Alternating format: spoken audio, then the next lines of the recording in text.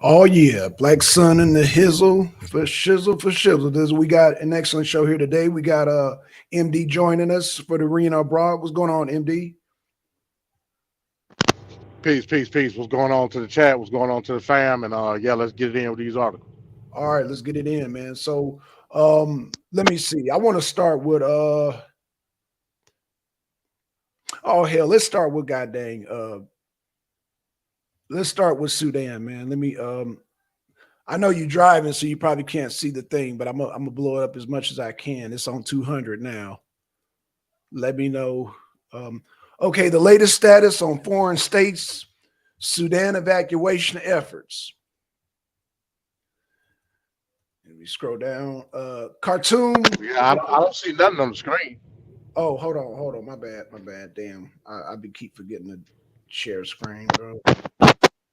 Okay, y'all had to excuse me. Okay, let's get back to it. How's that, MD? You should be able to see it now. That was my bad. Okay, Yeah, I see. I see the screen now. okay. Latest And where's status this on from? This from Reuters. yeah, this from Reuters right here. This Reuters. So, according to Reuters, the latest status on foreign states Sudan evacuation efforts. Khartoum, April 23rd. Reuters, Sudan conflict between the army and a paramilitary group called the Rapid Support Forces (RSF) has prompted foreign countries to race to extract their diplomats and citizens.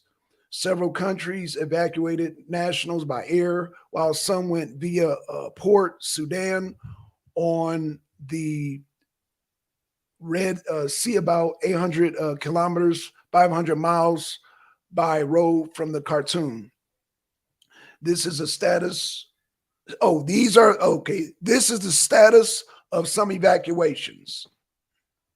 United States, U.S. Special Forces evacuated U.S. government personnel and their dependents and some other foreign diplomats from the U.S. Embassy on Saturday using helicopters that flew in from a base in Djibouti and refueled in Ethiopian. They were not fired upon.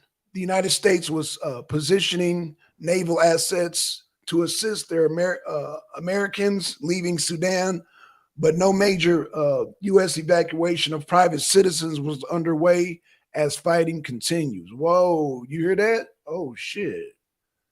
Okay, let's keep it moving. British armed forces evacuate diplomatic staff and their families from Sudan. Prime Minister Rashid Sagat said on Sunday, the defense minister said they worked with the United States, France, and other allies. France. Paris said a French plane flew about 100 people on Sunday, taking them to Djibouti, while a second plane with a similar number had also been due to leave the same day with further operations were planned on Monday. The French operation included evacuation members of the European Union delegation and some other nationalities. Sudan's army and the RSF each accused the other of attacking a French convoy in which a French national was wounded. France's foreign minister has not commented. Germany. The German military said on Monday it had flown out 311 people so far from the airfield near Khartoum. The first 101 people landed in Berlin on Monday, coming from a hub in Jordan. Germans said it had about 200 citizens in Sudan. Italy evacuated Italians on Sunday and had said it would also fly out some people from Switzerland, Vatican City, and other European countries. Italy's foreign minister said about 140 Italians would be flown out and about 60 people from other countries.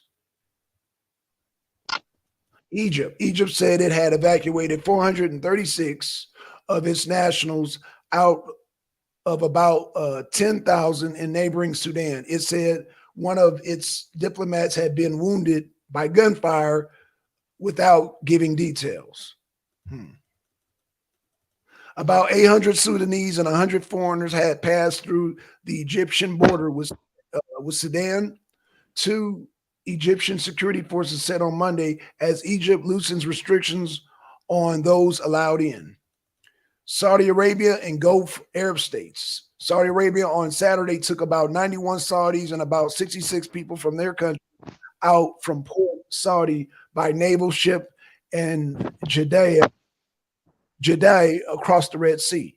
Kuwait said all citizens wishing to return home had arrived in Jeddah. Qatar said Saudi Arabia had helped evacuate Qatari citizens. Sudan's army accused the RSF of attacking and looting a Qatari embassy convoy heading to Port Sudan. It was not clear if it was the same group that left the Saudi Arabia. RSF Qatari had not commented. Russia. Moscow's ambassador in Khartoum said about 140, about 300 Russians in Sudan had said they wanted to leave, but said evacuation plans could not yet be implemented because they involve crossing front lines. He said there were about 15 people, including a woman and child, stuck in a Russian Orthodox church close to heavy fighting in Khartoum. Other countries.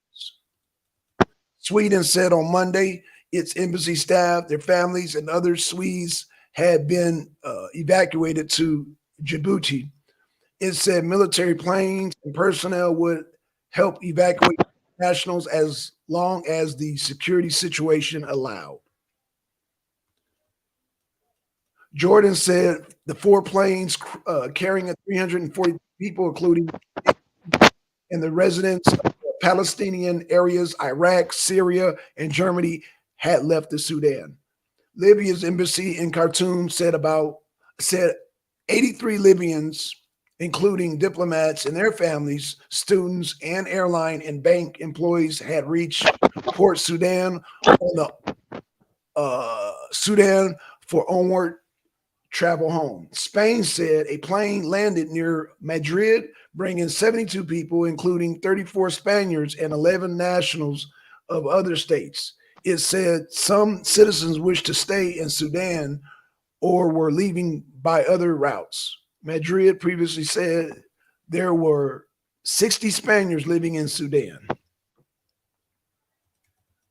India said it had sent a naval ship to Port Sudan and 2 military planes to Jeddah as a part of its preparations, as was telling citizens to avoid unnecessary risk.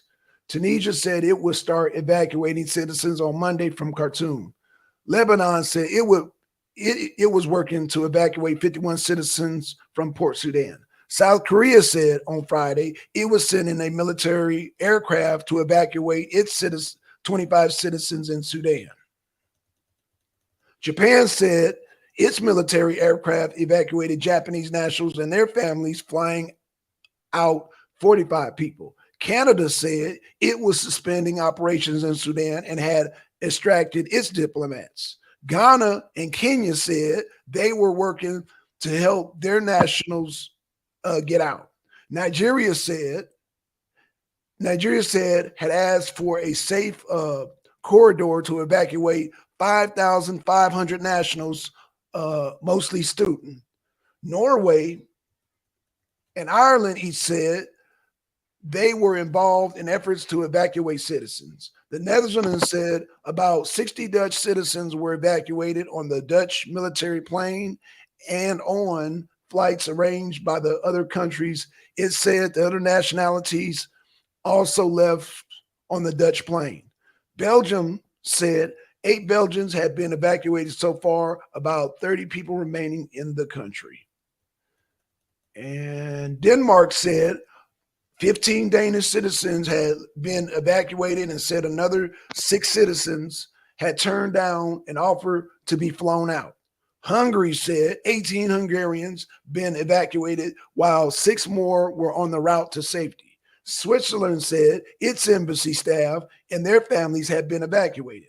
Austria said about 25 of its citizens and dependents were evacuated on German military flights. About 30 more Austrian citizens were registered as living in Sudan, it said.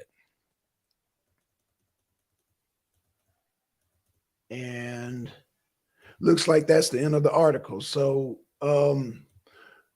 yeah. Let me you want to go first, MD? Because yeah, I got some things to say about this, man. Hey, Yeah, how do I sound?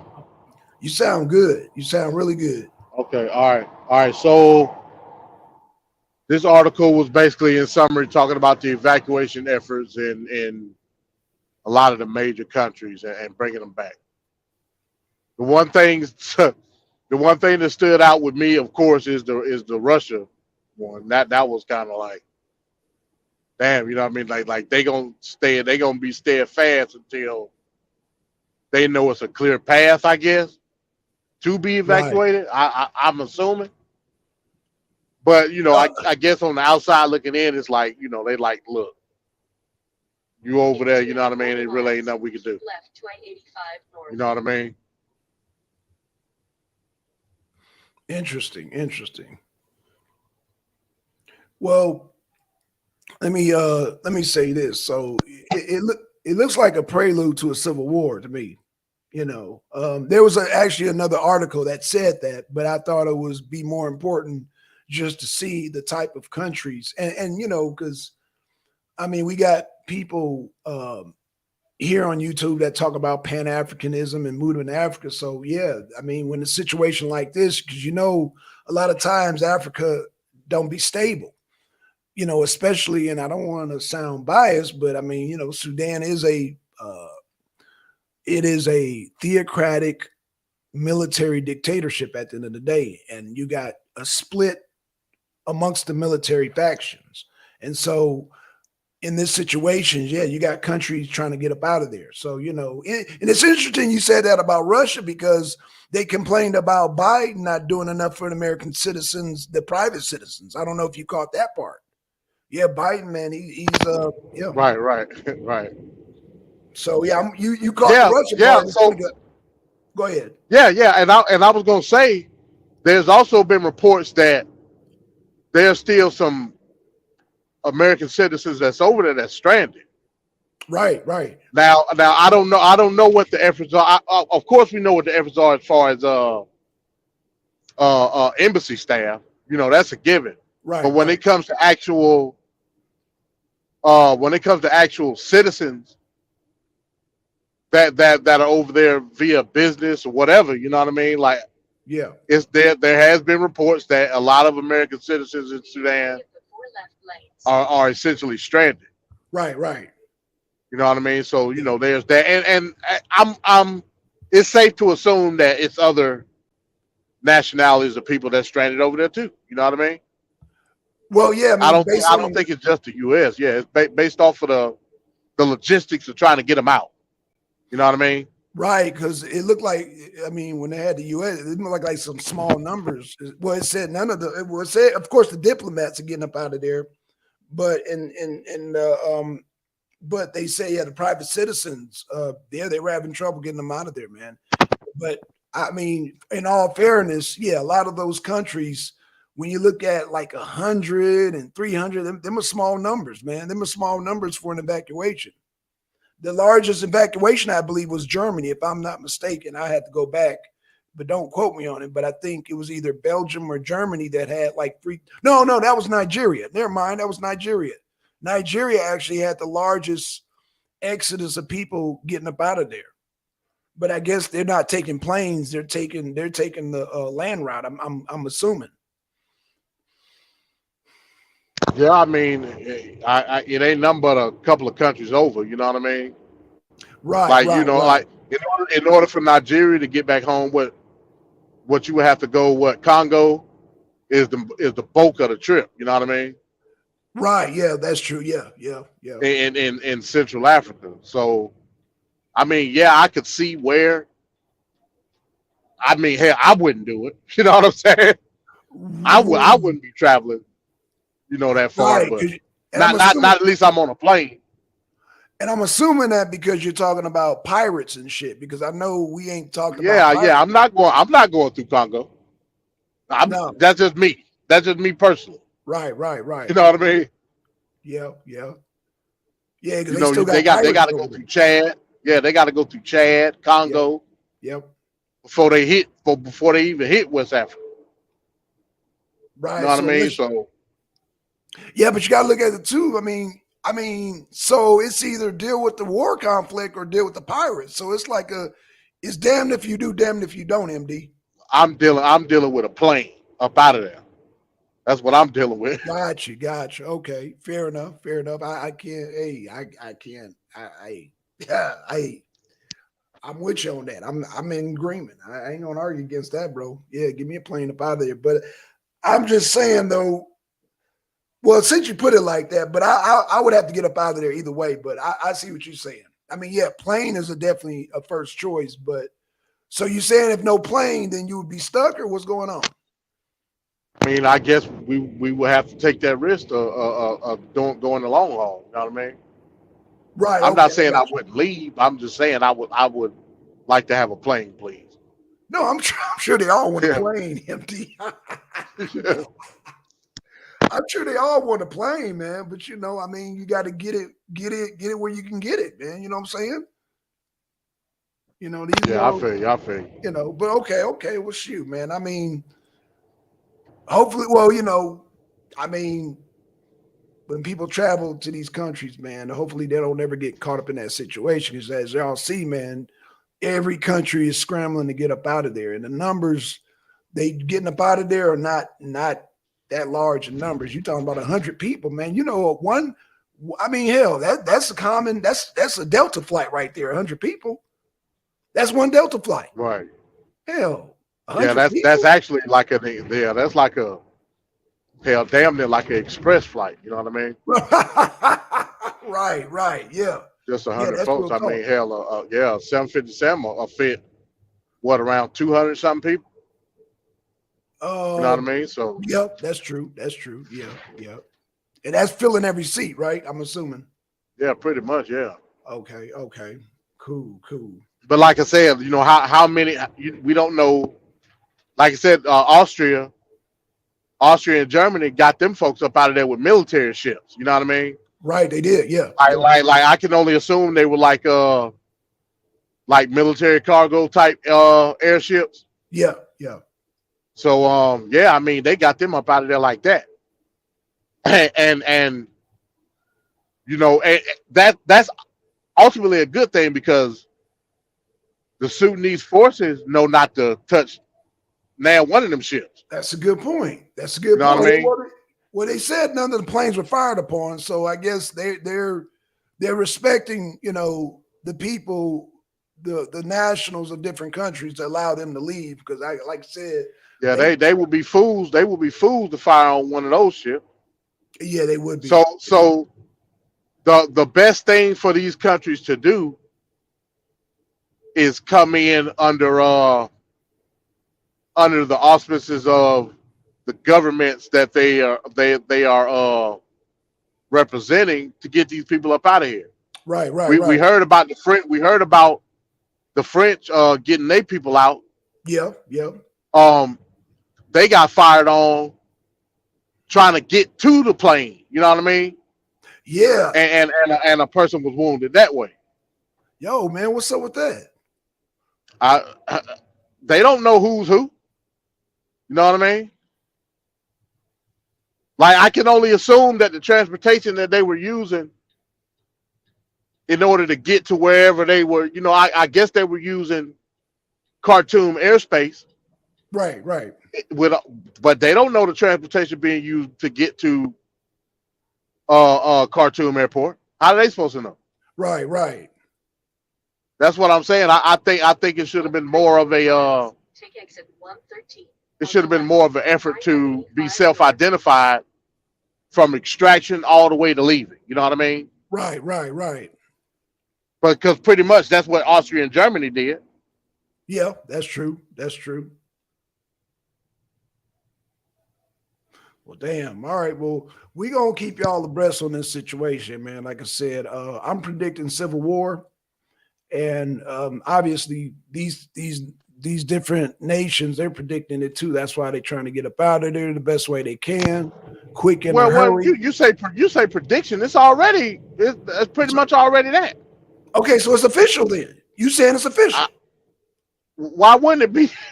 I mean, Hell, they've been fighting. Yeah, they've been fighting. Right, right, right. Well, let me ask you a question.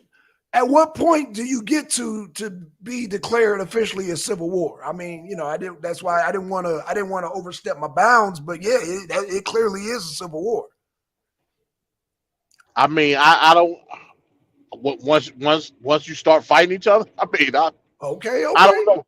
We okay. understand that this is a fight for political power. That at Right. the end of the day, that's what it is. That's right. I wouldn't necessarily call it a coup because a coup would have to ensue based off of another political group or entity or whatever Right, right, trying to implement their own type of system. It really ain't that right, right. because we know the general of the RSF was a part of the Sudanese military government. In fact, he was the number 2 of the general that's in leadership right now. That's right. He sure was. Right, right. Yeah. The only political difference is that that the RSF feels that they should be in total political control. There's no reason to transition over to a civilian political authority. Right, right. Okay. That's the only difference. Yeah, yeah, yeah. So yeah, it's pretty much a civil war right now. You know what I'm saying? Absolutely, absolutely. I'm in agreement. You know, definitely in agreement. Yeah, I just didn't know if there was a step or a declaration, but I guess don't have to be. I guess them firing the goddamn round is a declaration, right? Right. So I heard something interesting today. Okay. When I was trying to get more research into the extractions or whatever with these different countries. They call Sudan a Arab Muslim country. That's what they call it. I'm talking about the news. Okay. It said some people were fleeing. Like I said, we know some refugees are going to Chad. Some refugees that's down farther south are going to South Sudan, which we know is a independent country from Sudan. That's right. Yeah. Now they named South Sudan. They named South Sudan African Christian country. So I said, hold on. I said, wait a minute. I'm sitting here looking at these people that's fleeing to South Sudan. These people look exactly like the people in South Sudan. So why is Sudan called an Arab Muslim country? That's what the news called. I didn't say it. That's what the news called it. Okay. They call Sudan an Arab Muslim country. They call South Sudan an African Christian country. Oh, I think why? I mean, do you got an inclination as to why? Trying to I mean, shit. Well, I mean, I see where you're going with this. But we do have to take into the account in the fact that before the military dictatorship, it was a theocracy. We do gotta address that, MD. It was a theocracy before the military came in. Oh yeah, no doubt. Yeah. It sounds like they're trying to demonize the Muslims. They trying to demonize the Muslims. Because last I checked, the two dudes that are warring against each other right now. Yeah. Hell, they look black to me. Now, don't get it twisted. Their phenotype, it looked like they got some Arab in them. I ain't gonna front. I'm not gonna call them. I ain't gonna call them full blown phenotypically black. I'm not gonna do that. Okay. Yeah, But I'm not either. Yeah. the major consensus is them two black people. Am I right or Okay. am I wrong? You know, you're right. You're absolutely right. Okay, okay. So I was I just would call them. confused. I would call them black in the sense of what you call like an Ethiopian or a Somalian as black too. Well, I mean, the term black, they gonna bunch anybody from sub-Saharan Africa black. I won't do No, that, I got you. that's the consensus, right? Right, right. I got you on that. I got you. Yeah, you're right. You're right. Okay, all right, cool. Yeah, you're right. You're right. Okay, well, shoot. We can get to the next article, man. Let me let's see. Let's see. Which one do I want to start with first? Yeah, okay, we'll start with the heel. Let me do a share screen again. Hold on. Let me do a share screen. Boom. Window, boom. Okay, this article is from the Hill. And let me blow this up just a little bit because it looks kind of little. Okay, this is from the Hill.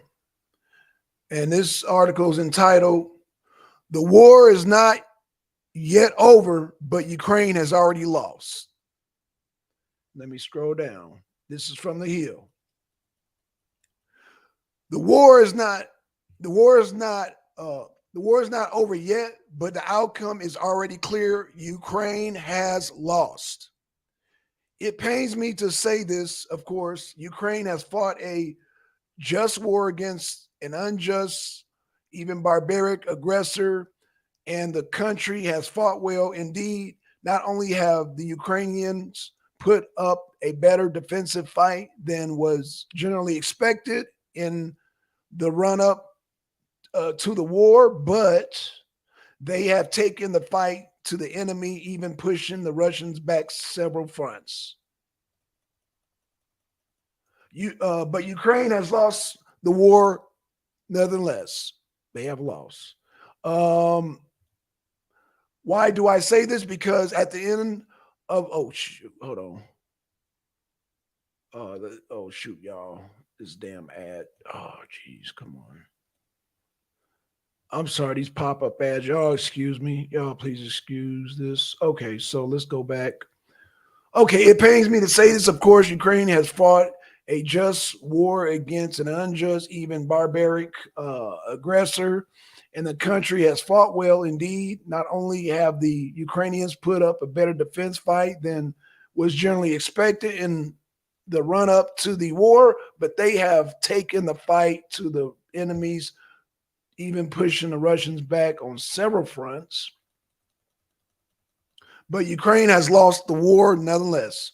Why do I say this? Because at the end of the day, Russia will have imposed its will on Ukraine, while Ukraine will have achieved almost none of the goals. Other than survival, it is pursuing on the battlefield. And at the negotiation table, that Russia will end up imposing its will on Ukraine now seems beyond reasonable doubt. Despite suffering terrible casualties and embarrassing battlefield setbacks, Moscow has already forced Kiev to concede to NATO membership and probably European Union membership too. Is a non-starter. The separatist enclaves in Donetsk and Luhansk are in no danger of reverting to Ukraine control.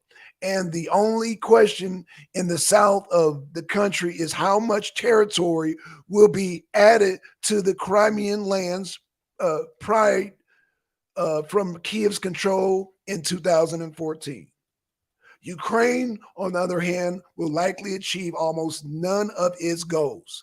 To be sure, Ukraine will continue to inflict losses on the Russian forces, preventing them from taking Kiev and the major cities and pushing them back here and there in successful, if limited, counteroffensive. But Kiev will not achieve its operational level objectives of expelling the Russians from all the territories it had lost since February 24.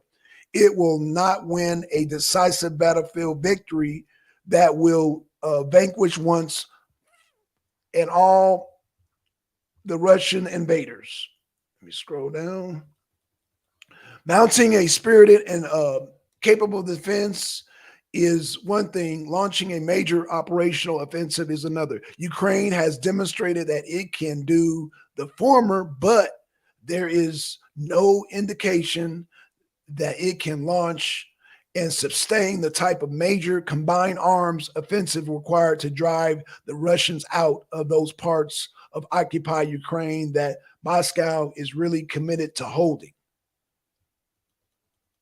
Nor will Ukraine realize its major strategic objectives, the diplomatic political goals it has been pursuing in fits and starts since the early 2000s, but in earnest and consistently since 2014, either on the battlefield or at the negotiation table. Not only will Ukraine not recover all the territories lost during the war, it will not reestablish sovereignty over the territory lost in 2014, nor will it definitively break with Russia and decisiveness exceeded to the West, either through NATO membership or association with the European Union.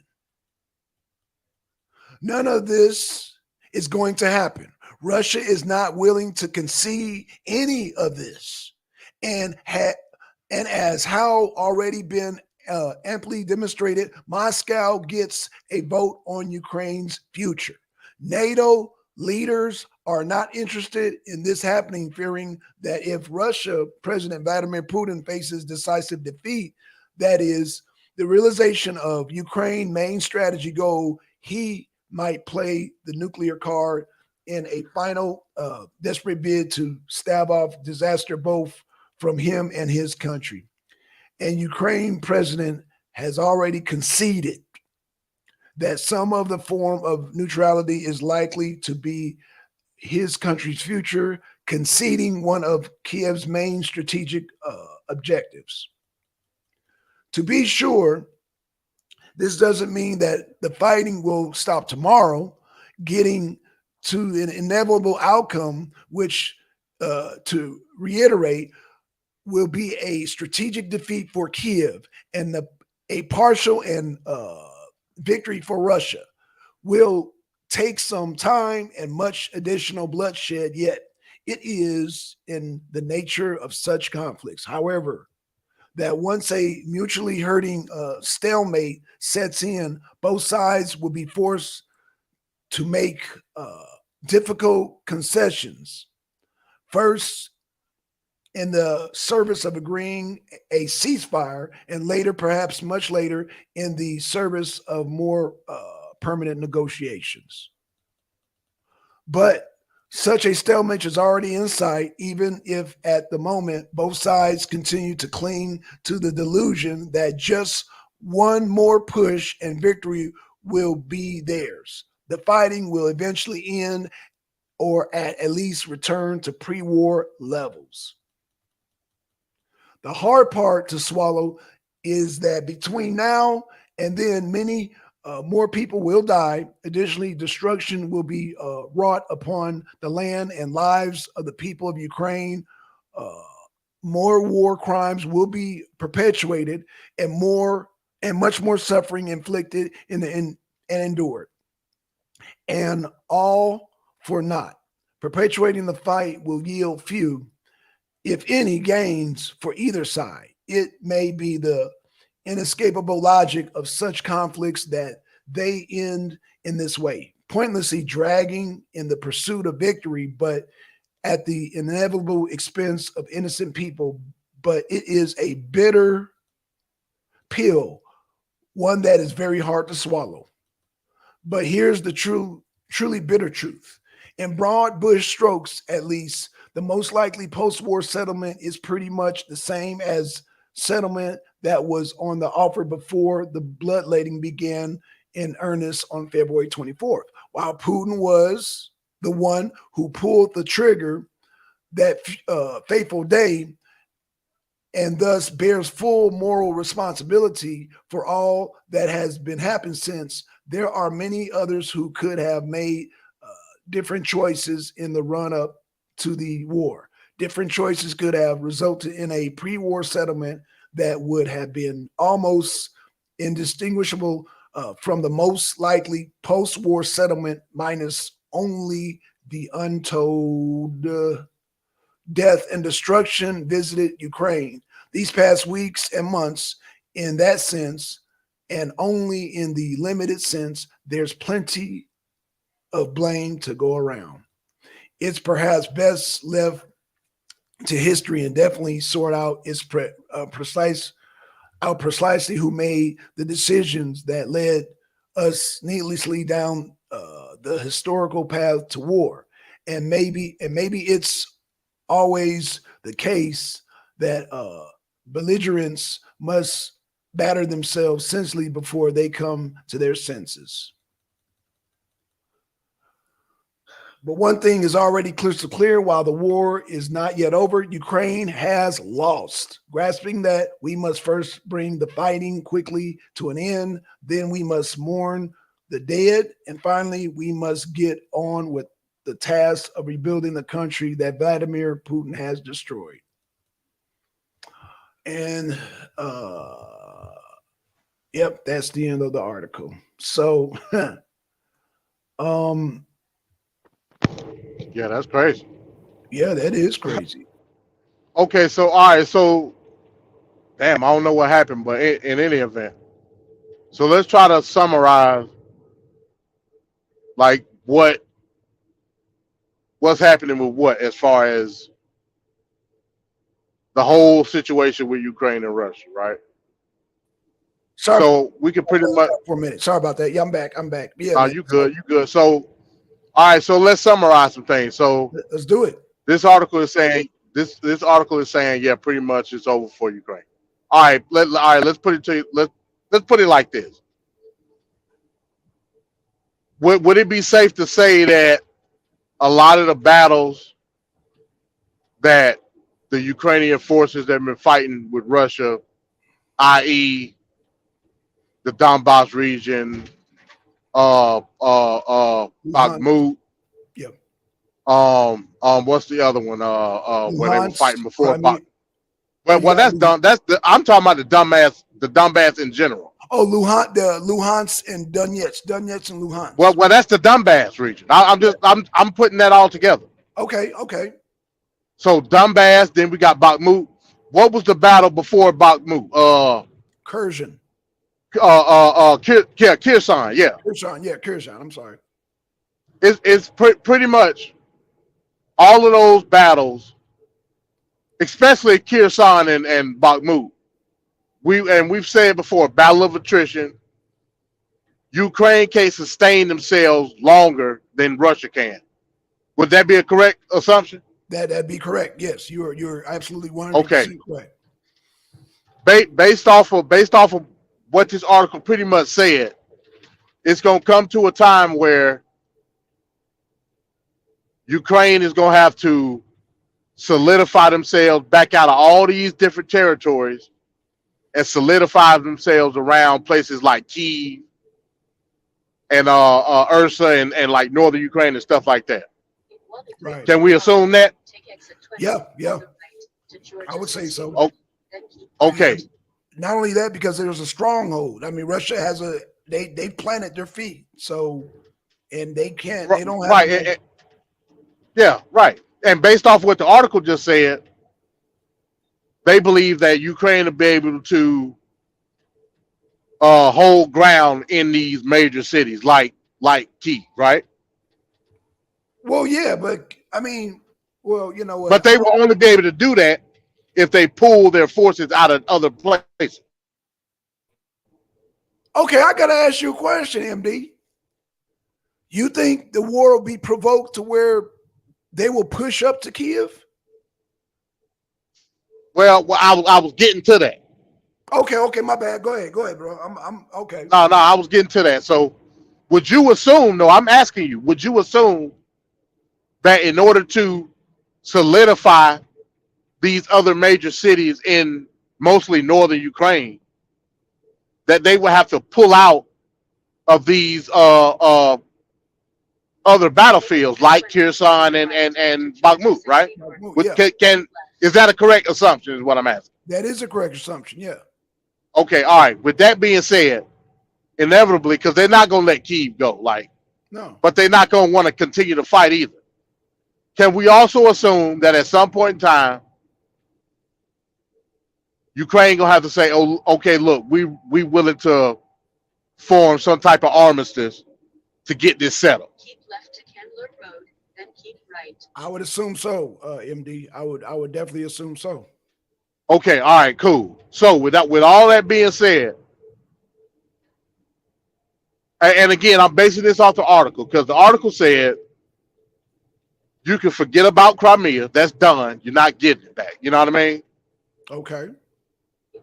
And it may even go to the point where On the right to US they may include Bakhmut either left. as legal annexation through Crimea or Donbass, because Bakhmut is very close to Donbass, even though it's not in the Donbass territory. It's sit right there. Right. But can I say this, MD? They've taken over 90% of Bakhmut since April 19th. So, I mean, Yeah, but all I'm saying is, because we talked about that buffer do you zone. see an annexation? Do you see an annexation of Bakhmut? Is what I'm asking you. Yeah, of course. So they will incorporate that in Donbass, right? Yeah. Okay, all right, cool. Yeah, absolutely. They're not gonna give that up. Left. Okay, They cool. for that. Once they fight for that, bro, that's it. You know, oh man. So I don't know how much of the article. Okay, let me just say this, MD. Putin wasn't asking for all that in the beginning. He was I know. Yeah, I know. Yeah. Okay, but we did talk about that buffer zone. Keep left to East Right. Parkway, then take Yeah, we did. left. Okay, so Zelensky has allowed the Wagner group and so forth to push all the way to Bakhmut to goddamn basically. I wish I had a map to show you. Basically, they enclosed that goddamn city, and now it's a stronghold. They fought for that, so Right. I don't think they're going to negotiate Bakhmut up out of the. No, they won that, bro. That's a spoil of war. They didn't really want it. They didn't want. If they would have settled in the beginning, Bakhmut would, man. Bakhmut, like I said, once you in battle militarily, you got to get that buffer zone.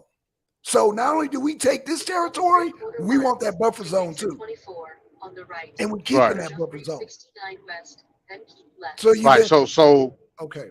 So if it was to be an armistice, you don't see Russia giving that back No, to Ukraine. no. I Okay. mean, do you disagree? I mean, for the sake of agreement, I don't know. It ain't for me to say. But say Like, what? what- But they're not. Kiev's not in no position. Because it wouldn't. They're losing. What's the only reason I say armistice is because you're right, they lose it. But Yeah. would it truly what I'm saying is, would it truly be a surrender though? Is what I'm asking. Okay, wait. Back up. I'm not. Would it be a understanding. surrender or would it be an agreement? What do you mean you don't understand? So, in order for Ukraine to come to the table, No, I understand what you're saying, MD. But what I'm saying is that if I fight for this damn territory, it ain't no negotiation, dude. Hell, so goddamn, when will be the right time for negotiation then? That's what I was getting around to. 24 on the right. Okay, well, and that's why we're gonna get into our next article. But I'm gonna answer your question, but we're gonna go into the next article. I think. I mean, damn. I think my thing is you could quit while you were ahead, bro. Whatever they got, they got. Russia proved they are forced to reckon with. They are forced to reckon with. So I would, normally throughout history, this is how war works. Whoever claims that territory, that's theirs. And so Russia makes it. But again, though, Blackson, okay, go ahead. But what I'm saying though, Blackson, how are we going to look at these negotiations? Are we just looking at them as a ceasefire, or are we looking at them as a surrender? That's why I asked that question. No, look at it as a ceasefire. I wouldn't even say surrender. I would say ceasefire. So okay, cool. So if we're looking at it as a ceasefire, Turn left at the traffic light, then take Russia is not in no position to stand firm on anything, because it's no armistice going on. It ain't no terms of that type of condition. You see what I'm saying? Okay, see, this is why it's so dangerous for them to try to get rid of Putin, because Dmitry wants to take it all the way to the Polish border. turn left at the traffic I'm talking about if Putin drops dead today, they push him forward. The only goddamn thing that's saving them is goddamn Vladimir Putin at this point. You follow me? Yeah. Yeah, I got you. Yeah. But Vladimir again, that's Putin's been why I very said. Okay, go ahead, bro. Go ahead. Yeah, no. That's why I said we have to. It's a thin line between ceasefire and surrender. So then you saying they got to surrender then? I think in order to not have any further escalation, it's gonna have and a ceasefire comes in, and then they go to the negotiating table. I don't think that Russia is gonna get what they think they're gonna get. I think in order for them to claim Bakhmut, it's gonna have to be a full blown surrender. From In who? order for them to, huh? From who? From Ukraine. Oh, I see what you're saying. Okay. I see what you. Okay. We understand. Okay. I'm a little like, with the way I understand it, MD. Please correct me if I'm wrong. The goddamn aggressor called the shots here. The winners call the shots. Do they not? But what's a winner and a loser in a ceasefire? There ain't no winner and losers in a ceasefire. No. What? No, there's not. Okay, right. So that's why you're saying no. Now I get what your point, and I agree with you. There has to be a surrender. So Russia got to beat them Right. so bad until they got to beat them into submission. Basically. And if goddamn But what are the implications if that does happen? What is the international implication? I mean, what do you mean? I mean, it'll be the same in 3.5 thing miles. as When's the last time the world had to deal with an invasion of another country? Oh shit. I want to say World War. Now I'm using invasion loosely, right, because that's what the media use. Well, of course. I mean, there's been other invasions, but politically correctness, we're not gonna mention goddamn Iraq. We're not gonna mention goddamn no Korea. We're not gonna mention Vietnam. We just gonna be politically correct with the media. I get what you're saying. So via the media, and I could be wrong my damn self, but I'm gonna take a shot at the dark. Via the media, when is the last invasion of another country? I think I know what it is, but I could be wrong my damn self. I'm gonna take a stab and say Kuwait. That's what That's what I would say. That's my answer too. Yeah, Kuwait. When Iraq invaded Kuwait. Right. Yeah. That's what and that constituted.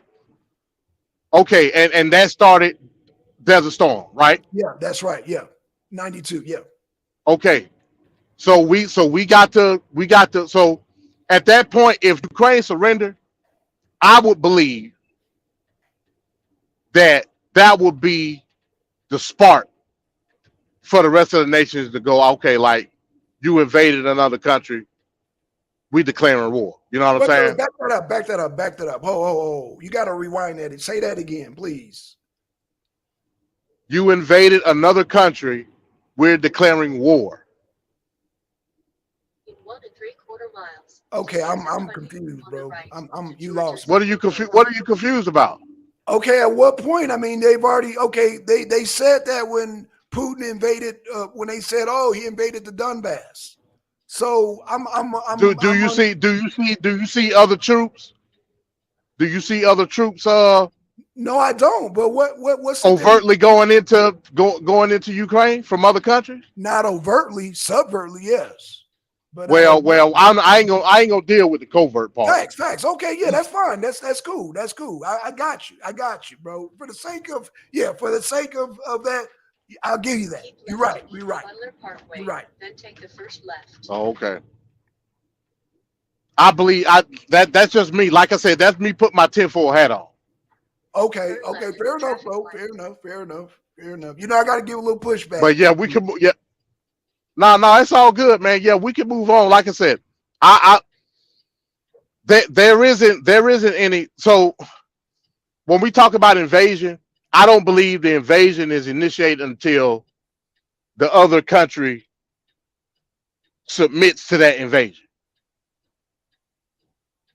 If that makes sense.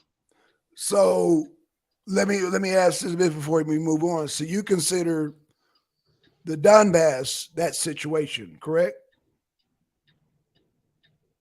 Yeah, I mean, I know the intricacy of the situation. I know you do. I know Again, you do. I know I'm you going do. off the media. The Right. media But see, looked the at this media whole don't. thing as an invasion. Right, but the media is not going off what you know. You know that the Donbass was, they petitioned Putin, they broke away. You know that, but the media is not Right. pushing that.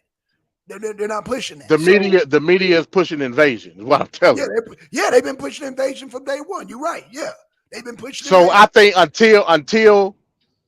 until Ukraine recognizes that invasion and accepts that, okay, yeah, we've been invaded. What are the terms of our surrender? At that point in time, that's when I believe the green light will be for the rest of the country. Like take NATO out of it. I ain't even talking about NATO at this point. Okay, good. Bet. I'm just talking about worldwide outlook, the diplomacy outlook on the situation. Right. If Ukraine throw up the red flag, that's going to give the green light for everybody else. That's my opinion. So wait a minute. I'm confused. I'm confused again. MD. What are you confused about? You said when they throw up the red. Has Ukraine threw up the red? Huh? Oh, you mean the white flag? You talking about the surrender flag? Oh, what did I say? You said red flag. Did I say red? I meant white. My bad. White flag. My bad. You good. My bad. You good. Okay, you good. I'm driving and talking to you at the same time, man. Yeah, you good, man. Yeah, be safe on that road. But you good, bro. You good. Okay, I see what you're saying. Unless they throw out the white That's flag. what I meant, the white flag. Huh?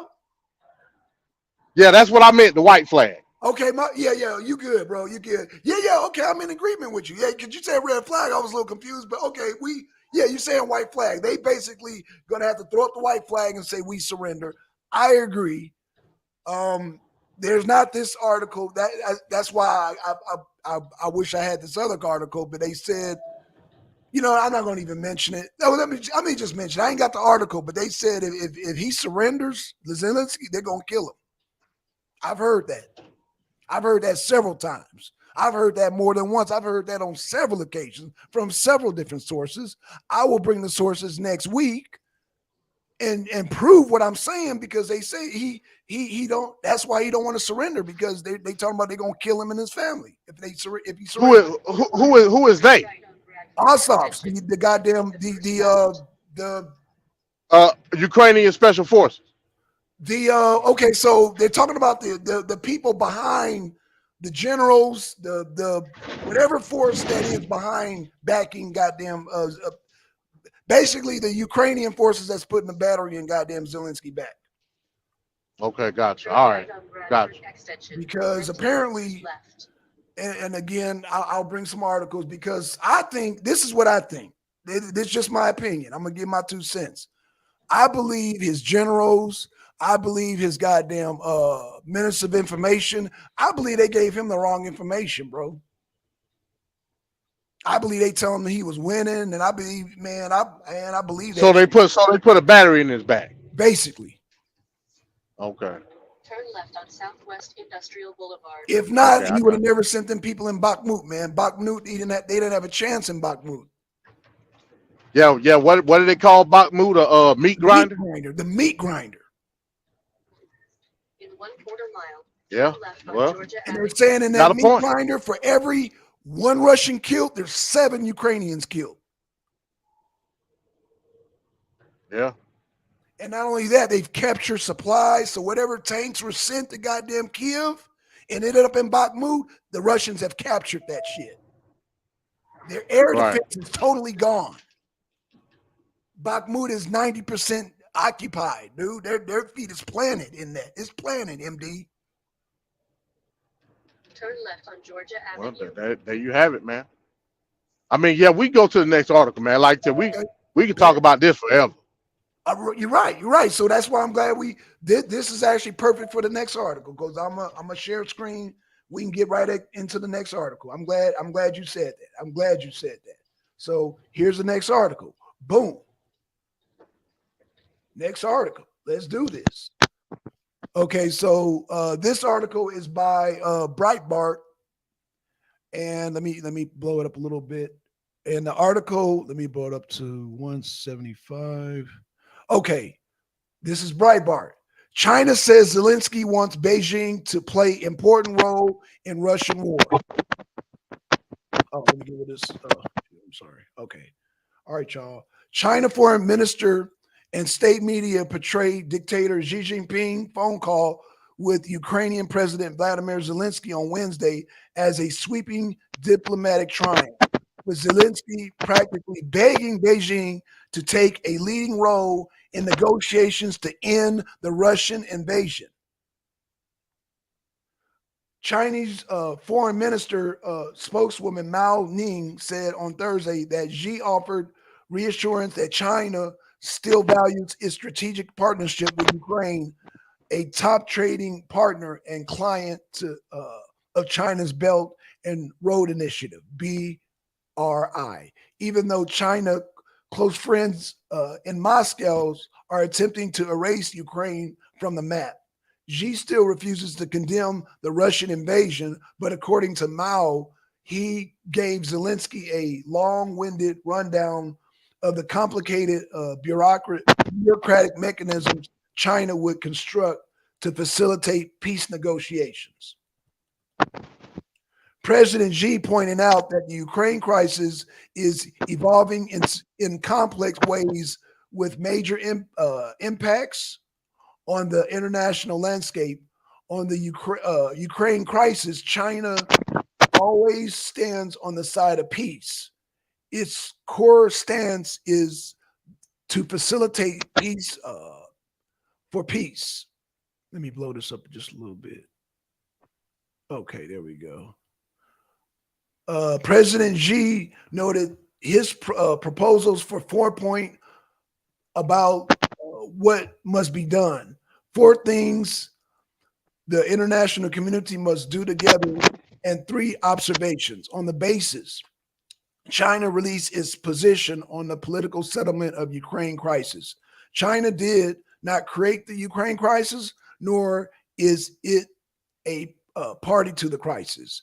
As the permanent member of the UN Security Council and a responsible major country, China would not sit idly by, nor would it add oil to the fire. Still less exploit the situation for self gains. Everything China does is above board. Dialogue and negotiation are the only viable way forward. There is no winner in nuclear wars. On the nuclear issue, all relevant parties must stay calm and exercise restraint, truly act in the interests of their own future and that of humanity. And joining manage the crisis with rational thinking and voices now on the rise, it is important to seize the opportunity to build favorable conditions for the political settlement of the crisis. It is hoped that all parties would seriously reflect on Ukraine crisis and jointly explore ways to bring lasting peace and security to Europe through dialogue. China will continue to facilitate talks for peace and make its efforts for early ceasefire and restoration of peace. China will send the special representative of the Chinese government on Eurasian affairs to Ukraine and other countries to have in-depth communication with all parties on the political settlement of the Ukraine crisis. China has sent multiple batches of humanitarian assistance to Ukraine and will keep providing help to the best of its ability. Presented in the single paragraph as the Chinese foreign ministers did in the published transcript of Mao's remark, because there is no better way to illustrate the cosmic gulf between China's endless rhetoric and peace-loving responsibility nations as it is absolute lack of concrete actions against the murderous partners in Moscow. The regime in Beijing loves to talk for hours about how it should never be held accountable for anything it does or fails to do. Amusingly, Mao's summary of Zelensky's side of the phone conversation was contained in two brief sentences. It was entire about Zelensky praising the Chinese dictator for winning his phony election to another term of absolute power. President Zelensky congratulated President Xi on his re-election and commended China for its remarkable achievements. He expressed confidence that under leadership President Xi, China will successfully address various challenges and continue to move forward. Mao offhandedly confirmed Ukrainian media reports that China is sending a special envoy to Ukraine led by China's former ambassador to Russia, Li Hu. A reporter observed that Li's resume could bring into question whether he represents a neutral party to the discussion, a criticism Mao refuses to address. China's state-run Global Times ignored Russia's actual response to Xi's Zelensky's call. The Russian foreign minister derided Zelensky as a puppet of warmongering Western interests, and talking to him was a waste of Xi's time. To claim that Xi's offer of leadership in resolving the crisis was sincerely welcomed by both Kiev and Moscow, despite some voices from the West, especially the U.S., that have tried to distort China's mediation efforts. The Global Times sneered that Ukraine knows China is its only hope for peace as American influence wanes under President Joe Biden. Chinese analysts said the call read out shows that Ukraine holds a different attitude towards China's mediation efforts compared to the U.S. On March 21st. White House National Security Council spokesman John Kirby told reporters that the U.S. does not see China as capable of being an impartial mediator between Russia and Ukraine. Experts said this shows that U.S. has failed to provide hope for peaceful solution for the relevant parties, include Ukraine, Russia, and other European countries. And this is why even Kiev, who received weapons from U.S. and NATO, is now seeking dialogue and possibly of political settlement from China. Another Chinese expert said that France and Germany have acknowledged China's fair and objective position along with Russia and Ukraine. So Washington is the only real obstacle to the ceasefire brokered by Beijing. The Global Times pointed that the reapproachment between Saudi Arabia and Iran as evidence that China is now the world's leading peacemaker, complaining that it would be too early to set up high expectations for a similar triumph in Ukraine because Kiev has been deeply affected by Washington. The Global Times concluded, now that Ukraine shows a similar attitude to China's mediation with other relevant parties on the continent of Europe, like the EU and France, who really want the conflict to be stopped. Kiev has perhaps started to realize that U.S. and NATO military support cannot effectively protect Ukraine or stop the bloodshed, but will only prolong the conflict. A Global Times editorial on the Thursday offered a crude cartoon of Uncle Sam throwing gasoline on the Ukraine crisis. Fire while a Chinese firefighter tied to the extinguisher extinguished the blaze. But the editorial was mostly about mumbling excuses from China standing by while its Russian unlimited partner commits endless crimes that war crimes. This passive acquiescence to a brutal war of conquest was hilariously portrayed as Eastern wisdom. It should be noted that since the outbreak of Russia-Ukraine conflict, the U.S. and Western public opinion has thrown a lot of mud on China, even creating rumors in an attempt to drag China down. The editors huffed at it, but a clean hand wants no washing. As time goes by, the accusations are self-defeating, and the image of China as a peaceful builder is becoming clearer and clearer. Both Russia and Ukraine can see this, so can other countries, and the international community. Justice will prevail. The Global Times took a stab at suggesting that even the Biden administration is beginning to recognize Xi's leadership because the White House praised the Xi Zelensky call as a good thing. The actual quote from the White House National Security spokesman John Kirby on Wednesday was more than 2 words long and a lot less enthusiastic than the Global Times wanted its readers to believe. We welcome the news that there was a phone call between President Xi and President Zelensky. We think that's a good thing. Now, whether that's going to lead to some sort of meaningful peace movement or plan or proposal, I just don't think we know that right now, said Kirby. Kirby went on to initially reject the vague peace plan from Beijing, which Chinese officials and state media constantly trumpeted as a historic achievement in diplomacy. Because peace can only be negotiated when President Zelensky is ready for it, and where he can do it from a position of strength. The Chinese plan does not call for Russia to withdraw any of its forces from Ukraine or return any other territory it has seized.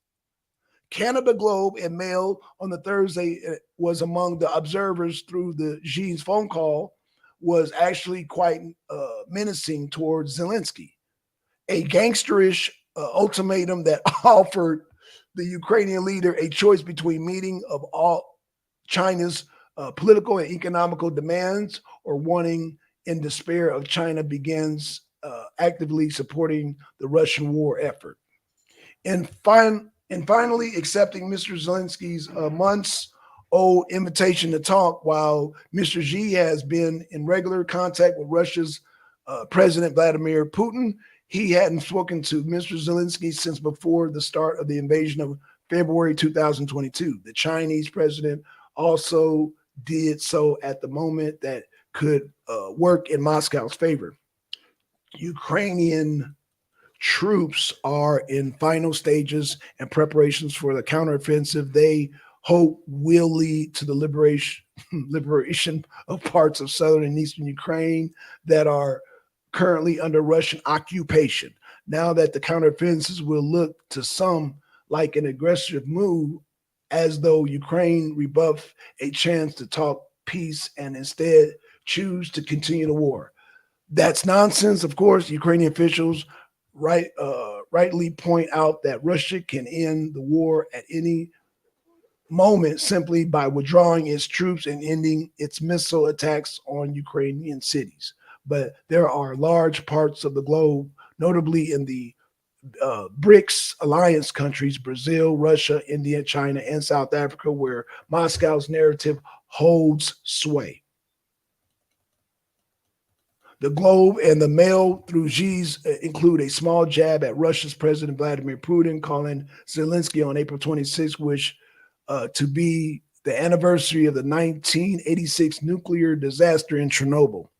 By choosing the Chernobyl anniversary to finally speak with Zelensky, Mr. Xi was further clarifying his own red line in the war. China stands with Russia, but with an ambiguous caveat: no use of nuclear weapons, the Globe and Mail propose.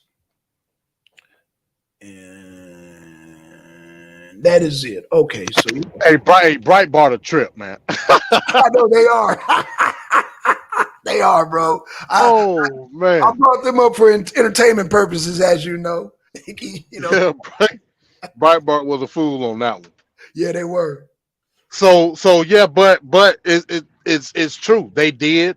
We know yesterday Xi Jinping was on a call with Zelensky. Yes. We know that China has been sending humanitarian aid, nothing military. That's true. China did send humanitarian. These are all the facts that we know. Right. China did send humanitarian aid to Ukraine. But a lot of stuff that this Breitbart article said, in my belief, is also true. Hey, look, like we're gonna do our part as far as like humanitarian aid, blah blah blah, this and that.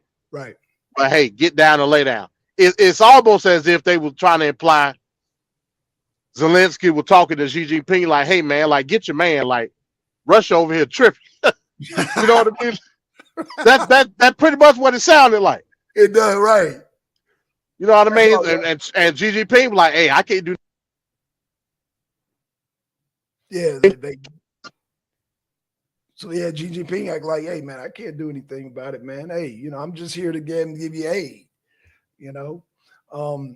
Hey man, yeah, Zelensky, man, he in so many words, Xi Jinping's letting him know, look, dude, you hey man, it's not looking good for you, man. You know what I'm saying? But let's work out a deal. I mean, hey, your back's against the wall. Right. Yeah.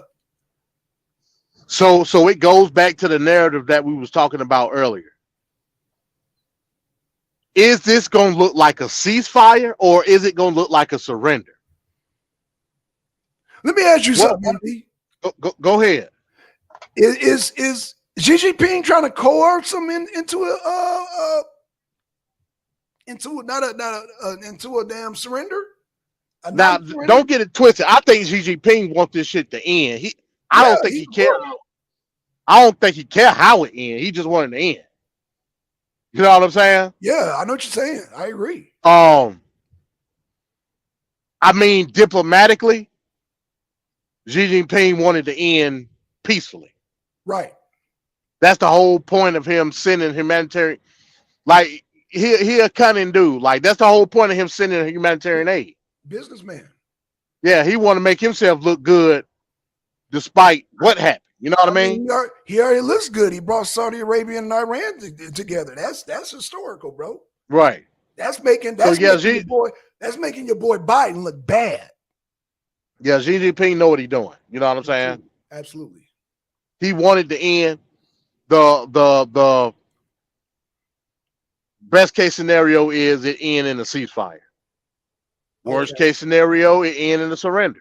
That's why I asked that whole question. You did. The last article. Right. You know what I'm saying? Right. I'm telling you right now, if it end in surrender, that give carte blanche for every other country, NATO or not. It don't, like you could take NATO out the equation. Okay. At that point. NATO or not, in order to intervene militarily some type of way in Ukraine. Nobody's just going, because like I said, when you surrender to another person, that the winning side is they're at liberty to accept whatever demands it is. Right. Right? Yeah. In a ceasefire, is more of a middle ground. That's why I said if it end up in the middle ground, that don't necessarily mean that they're gonna get Bakhmut or Kherson. That don't necessarily mean that. But if Zelensky waved that white flag, then the terms is in the court of Russia. Right. And right. if that happened, based off of whatever terms he got, that's when you're gonna see military intervention from whoever else. You know what I mean? That's right. Yeah. I think all parties are trying to not have that happen, including Russia. Right. Because last I checked, wasn't it a couple of months ago? Uh, uh, Sergey, what's his name again? Yeah. Foreign Minister Lavrov. Yeah. Lavrov said, "Hey, look, man, we can come to the table again if you want." What did Zelensky say? Nope. No. So that goes. So if we're looking at it through the viewpoint of Ukraine, there ain't no negotiations. It's either full blown invasion or nothing else. Wow. Until our last man's on the ground, we fight pretty much. So be it, bro. According to the narrative of Zelensky. Well, let me ask you, bro. I gotta ask you just sensibly, man, because you a smart man, MD. Zelensky's demand is he want not only the Donbass, but he want Crimea. Not gonna happen. Okay, I'm just okay. But let's I like to do hypotheticals, right? Okay, hypothetically speaking, let's do it. If somehow another Ukraine was to win this situation, the ball is in their court to put them terms on the table. Of course, we know that ain't gonna happen, but that's why I say it again: ceasefire versus surrender.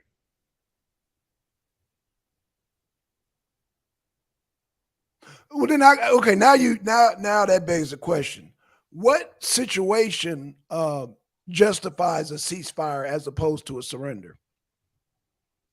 Well, a ceasefire, both parties gonna have to come to a table and negotiate common ground. But what I'm asking you though, MD, is like in a realistic scenario, is it because both sides are not gaining ground?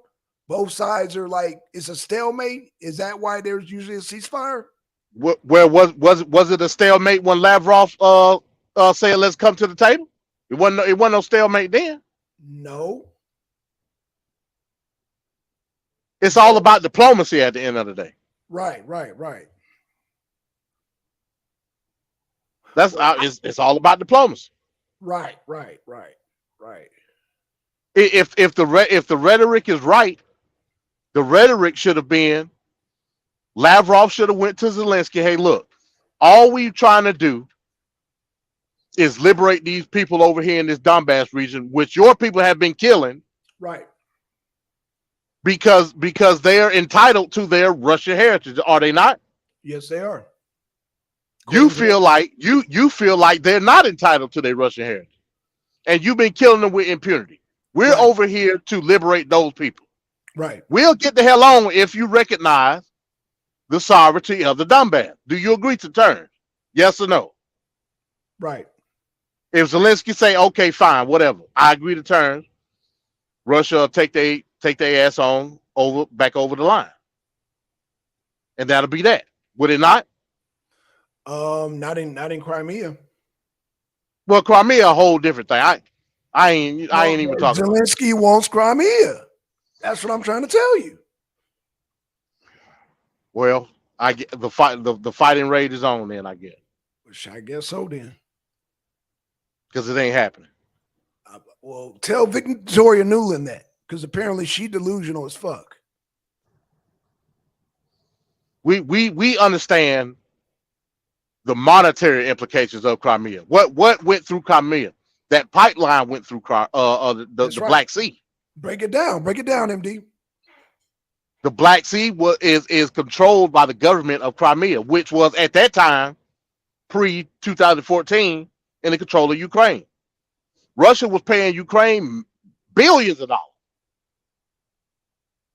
for the construction and maintenance of that line in the Black Sea. Russia finessed Ukraine in order to get Crimea back. That's money in Russia's pocket at the end of the day. That's what it's about. Absolutely. Ukraine lost income with the annexation of Crimea. Zelensky wants back to get that money back. Right. So there's that. But it's not gonna happen, like I said. It's not gonna happen, bro. It's not gonna happen. So I'm looking at, based on everything that you're saying tonight, I'm looking at surrender, bro. I'm looking at a surrender because, well, damn. It's Well, again, if you're looking at surrender, we're looking at war. I'm telling you that right now.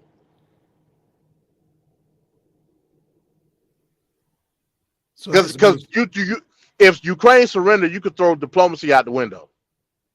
That's my opinion. Right. No, you're right. So it has to be damn. So what? So it's just gonna have to be a war of attrition then. Fuck. Until it's a ceasefire. I don't know what could constitute a ceasefire, because, like I said, Zelensky already said there ain't no negotiation for nothing. That's why I had asked you earlier. That's why I was saying, what the hell? Because they are gonna stand their ground in Bakhmut. They're gonna stand their ground in all the territories. They're gonna keep the buffer zones. They're not gonna move unless Vladimir Putin falls dead. They're not going to move. Now, if he falls dead, they're going to move. They're going to move. It's going to be World War III if goddamn Vladimir Putin die. I promise you, bro. I promise you. Okay, so go ahead.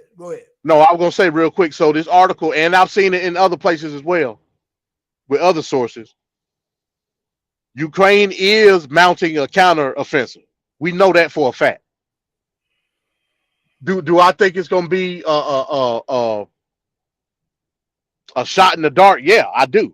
But we do know that they mounting a counteroffensive. This is my prediction. I think they about to get ready to throw everything that they got at Russia with this counteroffensive in Bakhmut. That's what I believe. Again, we know. MD. Their air. No, I understand, but hear me out. I know. We understand that these other Western countries are stopping military support. That's one. Okay. Two, they've even gone to a point where they're selling certain raw materials and I'm glad you got tariffs and all of that just to stockpile for this counteroffensive. Right. That's why I believe that this is about to be the last hurrah in terms of this particular battle. So you're saying I think if they lose this, what I said with the next article, well, not the next article, the article before, the last one, they're going to say, okay, look, it's a done deal in Bakhmut, it's a done deal in Kherson, it's a done deal in Donbass. Everybody retreat back to Kyiv in northern Ukraine. Putin is not going to go to Kyiv. No, he ain't. No, Putin is not. But if Putin falls dead, Dmitri's going to goddamn Kyiv. The only thing keeping him going from Kyiv is Putin, MD. I want you to understand that. Well, I'm just looking in the now. I don't know when the man going to drop dead. Okay, I don't know. Putin don't want to take Kyiv, bro. Putin is. Yeah, I know. Okay, he's not going to go to Kyiv. He's not. Okay, right. But what I'm saying is, we already done established that Bakhmut is 90% occupied by Russian forces. Yes. This counteroffensive that they about to embark on is going to be the last straw. Right. This is it. This is the Hail Mary, what you're saying. The Hail Mary. They at the 50-yard line doing the Hail Mary was what you're saying. With 2 seconds left on the clock. Okay. This is going to be the counteroffensive. If they fail in this counteroffensive, they're going to retreat back to northern Ukraine. Okay. That's because they know Putin not going to attack Kyiv. It ain't going to happen. Right. At that point in time, then it will be a stalemate because Russia not going to move their line forward west. No. and Zelensky and the Ossoff's gonna stay put where they gonna be at. Right. Then we got a window for negotiation. But it's all up to you. It's all up to Zelensky. Right. That'll be the best case scenario for this situation. Okay, fair enough. I agree with that. We in agreement. Okay, we in agreement. But again, like I said, if they do come to terms and go to the negotiation table, that's not to say that that Russia is gonna stay in control of Bakhmut and Kherson. That it just don't. Crimea, like you said, Crimea, that's a whole different can of worms. So what you're saying, they're not going to be part of the Russian Federation? Just like, in Georgia? What talking about Bakhmut? Yeah, Bakhmut. Yeah, Bakhmut. No. Yeah. What I'm saying is Russia ain't in no position to solidify anything as far as like Kherson and Bakhmut. What do you mean? Well, we just got finished. Again, let me say, okay, ceasefire versus surrender. Right. Russia is not in a position to dictate annexation of a particular part of Ukraine in a ceasefire. I just got finished saying all of that. Okay, got you. Okay, yeah, you did say that. Okay, you said it. You said it. So just because they take control of Bakhmut, if Ukraine retreats, if they come to the table during negotiations, that don't necessarily mean they're gonna keep Bakhmut. As it stands right now, legally, Bakhmut is part of Ukraine. Right. Well, according to them, all of it's Ukraine. Shit, the Donbass is Ukraine, according to the Donbass. I think that's pretty much a wrap. Not only is the Donbass a wrap, so is Crimea. They're both a wrap. Right? Yeah, I believe the Donbass and Crimea will stay under the Federation. Yeah, absolutely. And I think they'll give Kherson and Bakhmut back to Ukraine. Oh, for the sake of diplomacy. Okay. I see what you're saying. But if Ukraine surrenders, that's a whole different. That's a different story. Right. If Ukraine surrenders, Putin can say, "Hey, look, y'all surrender. Y'all, this is the armistice. Zelensky, we gonna spare your life. You can go back doing comedy or whatever the fuck you was doing. We putting our government in charge of Ukraine." Right. Well, not necessarily the government. I mean, when you have a federation, you're just. I mean, how does that work? But I don't think Putin will do that. I don't think Putin will outright annex Ukraine and put them back in the federation. I don't think he'll do that. Okay. You think Putin's too smart of a person, huh? No, he is smart of a person. But remember what happened in Georgia. I don't know if you remember what happened in Georgia. But Georgia is still independently ran, even though they got a fully backed Russian government behind it. The same with Crimea. Right. Putin ain't gonna outright say, "Look, Ukraine, you part of Russia now." No. He's not gonna do that. No, he's not going to do that. But at the same time, he's got to leave a safety net for the people of the Donbass so they can feel safe. There has to that's why they gonna implement their own government. That's what I'm saying. Okay, yeah. So I agree. Remember before the guy before Zelensky, Russia pretty much had their own government in Ukraine anyway. No, I agree. I totally agree. I totally agree. And so did Crimea. Crimea was always goddamn part. I mean, hell, what about Crimea? What you think about Crimea? Yeah. Crimea, yeah, they had a puppet government in there too. Okay, right. But that's what I'm saying. Like, all this is like just happening in the last 10 years. Right. 2014, right.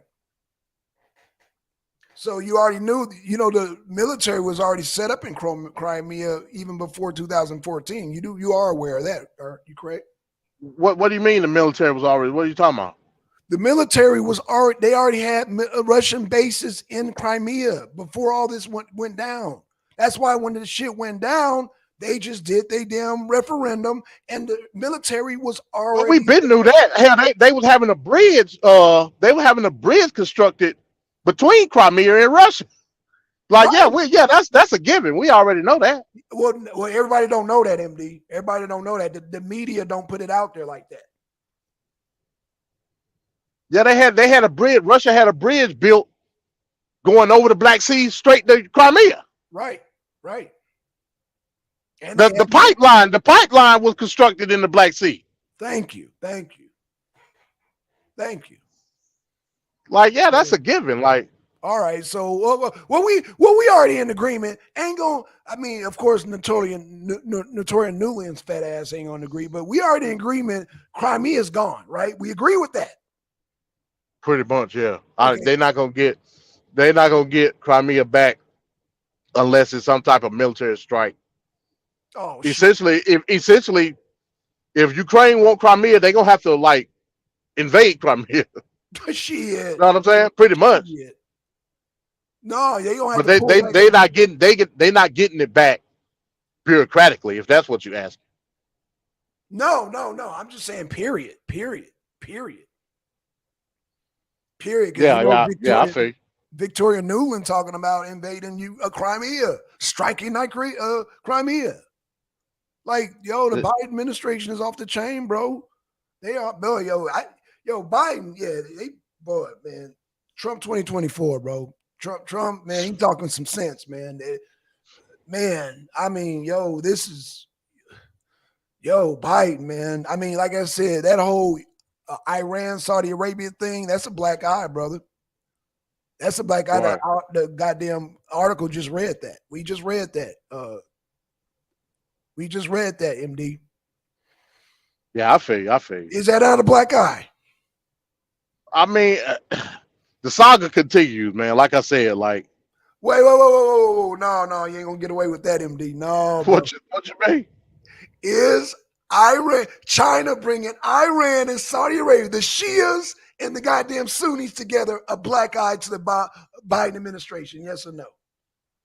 Well, not only is it a black eye to the Biden administration, it's a black eye to the monetary system of the United States, because that's what it's gonna hurt the most. Yeah, but under whose presidency?